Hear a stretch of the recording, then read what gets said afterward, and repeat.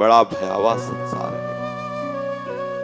जो विषयों का सेवन करने वाला मन है वो ये अनुभव नहीं होने दे रहा इस भयावह जगत का। नहीं तो आप भजन में बैठिए, फिर देखिए आपको मन कैसे भय दिखाता है।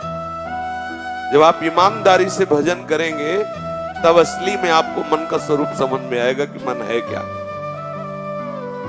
ये मृत्यु का भय उपस्थित कर देता है, क्योंकि निर्विषय निसंकल्प हुए बिना भगवत प्राप्ति होती नहीं। तो निर्विषय निसंकल्प के लिए बार बार चित्त वृत्ति को शरीर संसार से हटाकर जब हम परमात्मा चिंतन में, प्रियालाल के चिंतन में लगाते हैं तो मन निर्विषय होने लगता है, एक घबराहट पैदा कर देता है। ऐसे ही बिना किसी प्रयोजन के भय, घबराहट, विशेष चिंता, विशेष क्लेश, ऐसा लगता है चारों तरफ अंधकार है, कोई हमें आश्रय देने वाला नहीं। बड़ा भयमयी स्थिति आ जाती है।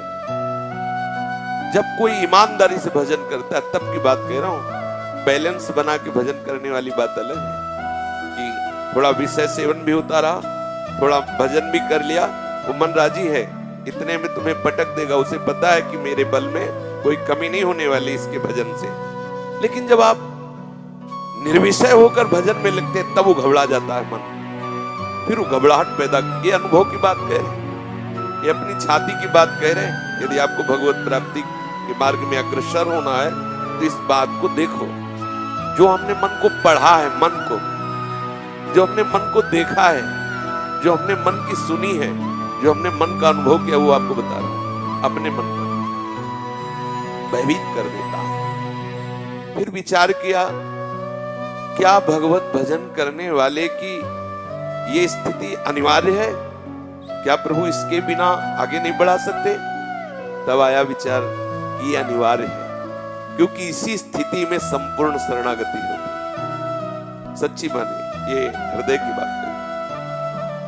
इतनी नीरसता, इतनी उदासीनता, इतनी खिन्नता, जब मन को मरना होता है ना, तो उसके सामने ऐसी परिस्थिति पैदा की जाती है भगवत विधान से, उसको कहीं ठौर नहीं मिलता। कहीं, किसी ग्रंथ में, किसी पंथ में, किसी दृश्य में, किसी वस्तु में, किसी व्यक्ति में, किसी स्थान में, कहीं नहीं। एक विशेष खिन्नता, एक विशेष उदासीनता। तब अंदर से त्राहि माम प्रभु, मुझे उबारो। ये अंदर की बात। एक होता है बाहर की विपत्ति से उबारो, एक होता है अंदर का संपूर्ण मार्ग अवरुद्ध हो चुका है। अंधकार ही अंधकार, जिधर दृष्टि डाले अंधकार ही अंधकार। अगर एक कोई रास्ता दिखाई देता है तो हरिशरण, हे प्रभु, हे करुणा में प्रियालाल। अब तब उसको मार्ग नजर आता है जहां से हम प्रियालाल तक पहुंचते हैं। ये अंदर की बात है। यदि वास्तविक आप भजन कर रहे हैं तो आप देखेंगे कि आप ईमानदारी से संपूर्ण दिनचर्या ठीक ठीक निर्वाह कर रहे हैं, पर आपका मन बहुत गंदा चिंतन करता है। ये जितनी बातें हम आपको बता रहे हैं, ये अपने हृदय की बता रहे हैं। साधक वहां घबराने लगता है कि बिल्कुल हम गंदे आचरण नहीं कर रहे, बिल्कुल हमें आवश्यकता भी नहीं है, मुझे प्रभु को रिझाना है, लेकिन ये सब क्यों आ रहा है? बहुत परेशान होने लगता है। मुझे आवश्यकता, मन को दिखाया जाता है, देखो ये चाहिए, तुम्हें ये चाहिए, ये चाहिए। जब उसको वस्तु दो तो कहता नहीं चाहिए, और जब भजन में बैठो तो वो वही चिंतन करता है। तब ये पकड़ में आई बात कि आखिरकार ऐसी क्यों स्थिति आ रही है? पूर्वाभ्यास के कारण मन का राग उन विषयों में था, अब है नहीं। अब मन भी राजी हो रहा है कहीं ना कहीं धीरे धीरे प्रभु की तरफ, पर पूर्वाभ्यास विषयों में भागने का भी उसका बना हुआ, रुचि नहीं रह गई। पर वो अभ्यास के कारण भागता है, रुचि नहीं रह गई।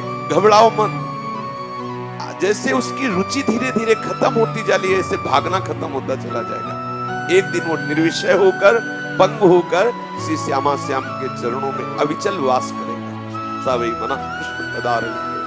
लेकिन यहां तक पहुंचने के लिए बहुत ही घबराहट पैदा होती है। ये अंदर की बात कह रहा हूं, पढ़ी लिखी बात नहीं कह रहा। ऐसी घबराहट पैदा होती कि मतलब कुछ समझ में नहीं आता कि करे तो क्या करे।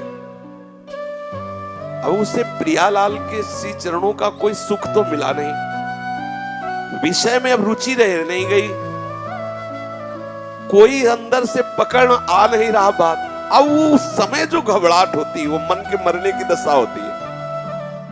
मन ही मार तन हार के वृंदावन में का, मन मारिया तन बस में कीना, हुआ भरम सब दूर। यही साधक घबरा जाता है और विषय सेवन करने लगता है। ये एक ऐसी स्थिति है जहां साधक घबरा जाता है और वो विषय प्रपंच, दूसरे की निंदा करना, दूसरे के गुण दोष देखना, या शब्द स्पर्श रूप रस गंध किसी भी विषय को स्वीकार, जहां विषय स्वीकार किया तहां मन में दोष पैदा हो गया। हर्ष रूपी दोष पैदा हुआ। वो उदासीनता गई, जहां वो उदासीनता गई तो जो मार्ग मिलने वाला था भगवत प्राप्ति को, फिर वही रुक गया। अब साधक सोचता है कि चलो किसी तरह जिए, बस ये बहुत बड़ी कमी आ गई। ये बहुत ध्यान देने का विषय है। प्रार्थना है इसे तर्क शून्य होकर के स्वीकार किया जाए। इसलिए हम एक एक वृत्ति को निर्विषय करना, हमारी साधना यही है। देखो, बाहर की जितनी चेष्टाएं हैं वो अंतर्मुख होने के लिए है।